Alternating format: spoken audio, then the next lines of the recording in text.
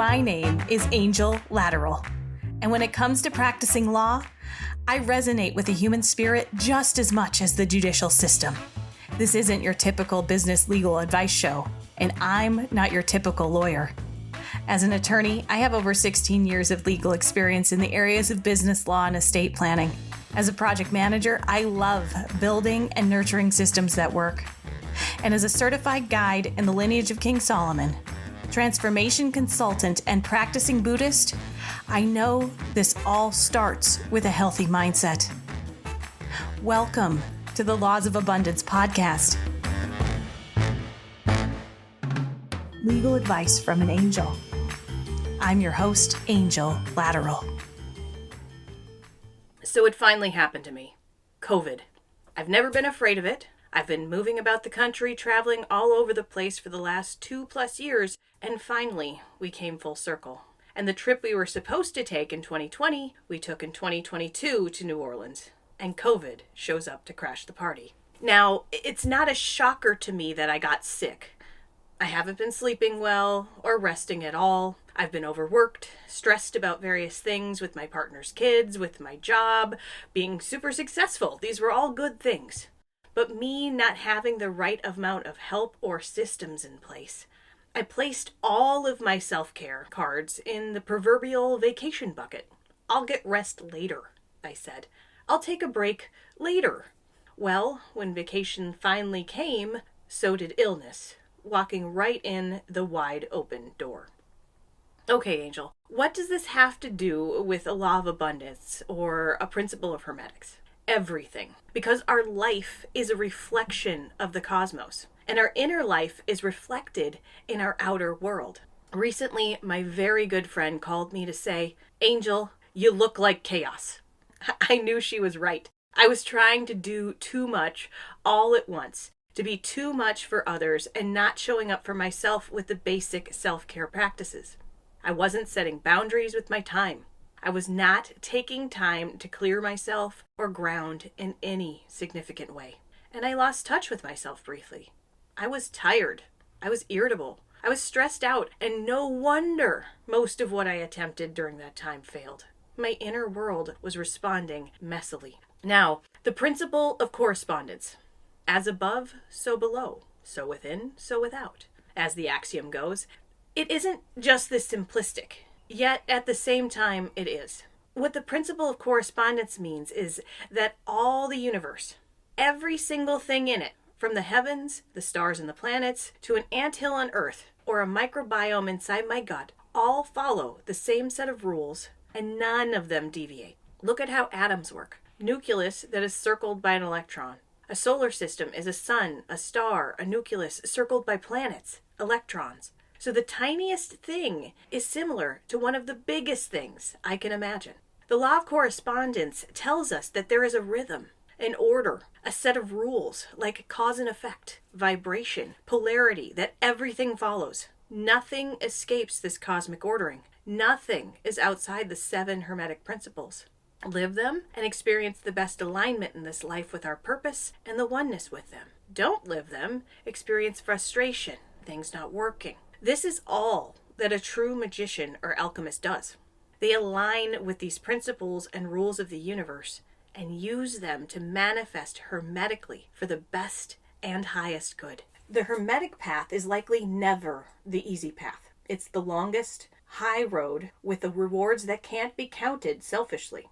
But also, it can be the healthy path, the calm path, the path where chaos cannot come spoil your party because those doors are not ever open. I do my best. I live mostly in integrity. I live mostly attempting to step forward on a hermetic Kabbalistic path in life, but I am not at all perfect.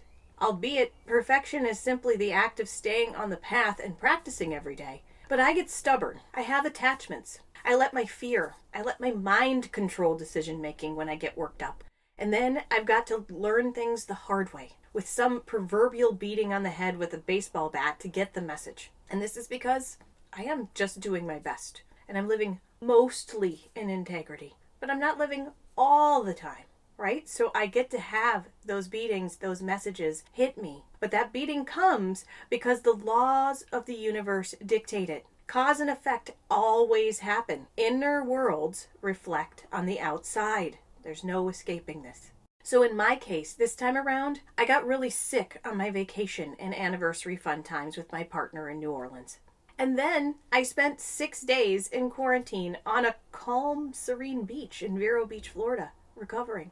Life could have been way worse. I'm lucky my partner said, "Book a room here, hun." And my intuition said, "Be right on the beach." No compromise. It was just 2 nights to decompress after New Orleans and to prep to visit my father, and then it became many. And I had nothing to do but spend the time with myself, resting and taking care of myself as I let the ocean waves calm down my being and the vitamin D and sea air clear me. I materialized this retreat. My heart's desire was sun and sand and quiet, to hit reset for myself, get clear for myself, get to spend the conjunction of Neptune and Jupiter and Pisces by the water, baptized in the large, dreamy sea of the cosmos. And it ate all of my extra resources for a while. All the extra abundance I made in March working too hard. That is also completely in alignment because I don't have the systems yet to grow sustainably. And now I'm back home building those systems while setting boundaries for my time.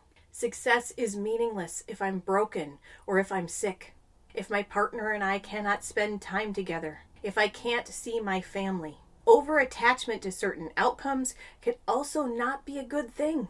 But the most important for me is to hold a vision of being in flow that allows me to be the one in the best space. Me meditating, me clear, me without chaos, so that even then everything I touch is also clear, is also clean, is also functional, also follows the rules of the universe so it works for the best, highest good of the whole.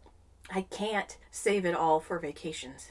I can't put off living my life for later. Work is necessary to achieve anything, but that work also can't be all-consuming because it's done without proper order and structure. The universe has a structure. The hierarchy of light has a structure. So my life needs a structure. Not rigid control of every detail out of fear, but a structure for my time and energy. My business needs a structure for their success and sustainability. The cycle of abundance needs to be recognized. As I grow, I share my abundance with those who take on the tasks I need done. I can't hoard the money because then I'm hoarding the work, and then I'm drowning, and then I'm sick. In my rune readings recently, Suelo keeps coming up. This is the rune of the sun, or victory. It looks like an S, roughly. In the Ralph H. Bloom book, The Book of Runes, he speaks of this rune as wholeness and offers the Gayatri prayer, which goes like this. You who are the source of all power, whose rays illuminate the world, illuminate also my heart, so that I can do your work. This corresponds to a saying, I will thy will, in that I will the highest purpose for my life to flow through me. I am willing to get out of my own way and become a conduit for the laws of the universe.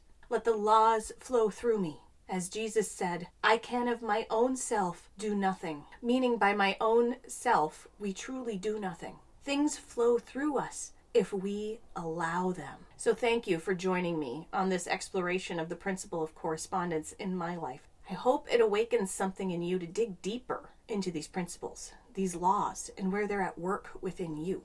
And for the dear listener who loves to control, especially when life gets out of control, I challenge you to find flow within your structure. Don't clamp down.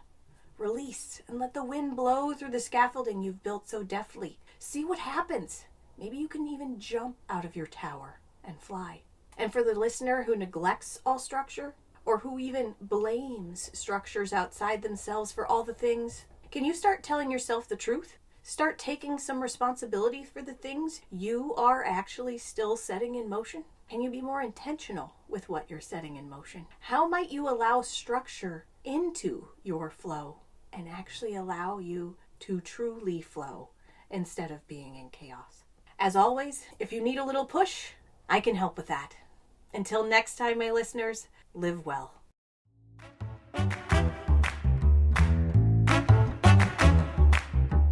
Thank you for allowing me to help you prosper. If you like this podcast, please review and subscribe.